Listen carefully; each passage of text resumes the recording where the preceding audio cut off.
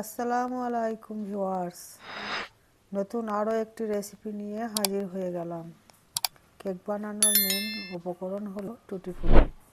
আর এই টুটি ফুটি অনেক দাম দিয়ে বাজার থেকে কিনতে হয় এবং সময় মতো সবসময় পাওয়াও যায় না।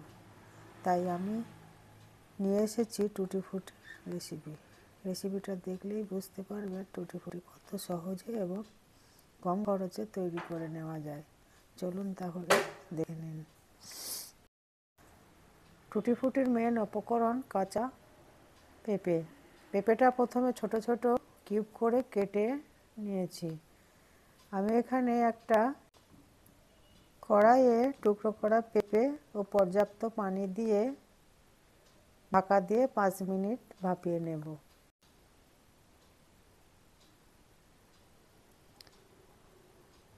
ভাপানো হয়ে গেছে, একটা ছাঁকনিতে ঢেলে ছেঁকে নেব। এবার একটা কড়াইয়ে সমপরিমাণে চিনি ও পানি দিয়ে একটা সিরাপ তৈরি করে নেব। আমি এখানে নিয়েছি 1 কাপ চিনি ও 1 কাপ পানি। চিনিটা গলে গেছে, এবার ভাপিয়ে রাখা পেঁপের টুকরোগুলো দিয়ে দেব। ভালো করে মিশিয়ে নিয়েছি। এবার ঢাকা দিয়ে 15 থেকে 20 মিনিট চিনির রসের সাথে জাল করে নেব। দেখুন, জাল করে নিয়েছি, চিনির রসটা অনেকটাই কমে গেছে। এখন দিয়ে দেব 1 টিস্পুন ভ্যানিলা এসেন্স। আবারও ভালো করে মিশিয়ে নেব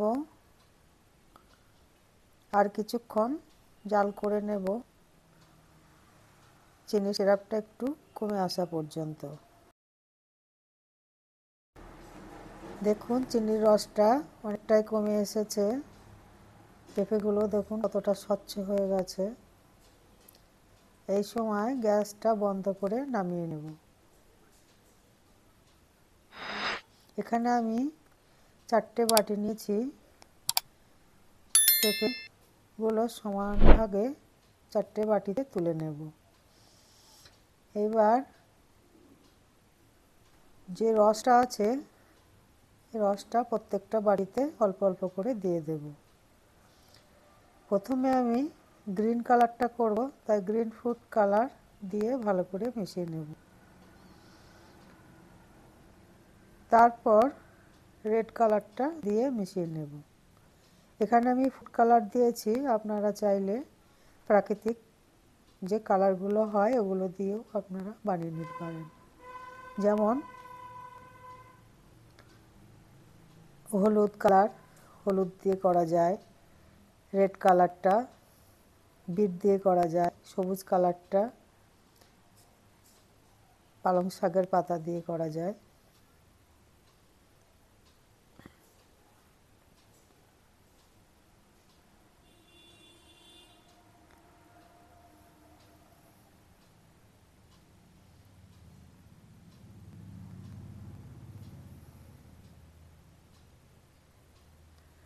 দেখুন, এখানে আমি সবগুলো কালার ভালো করে মিশিয়ে নিয়েছি।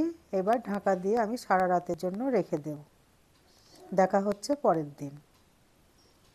আবারও ফিরে এলাম পরের দিন। এইবার টুটি ফুটিগুলো একটা বড় প্লেটে আলাদা আলাদা করে বিছিয়ে শুকিয়ে নেব। এমন করে দিতে হবে যেন একটার সাথে আর একটা মিশে না যায়। দেখুন, আমি এবার শুকাতে দেব। দেখা হচ্ছে শুকিয়ে নেওয়ার পর।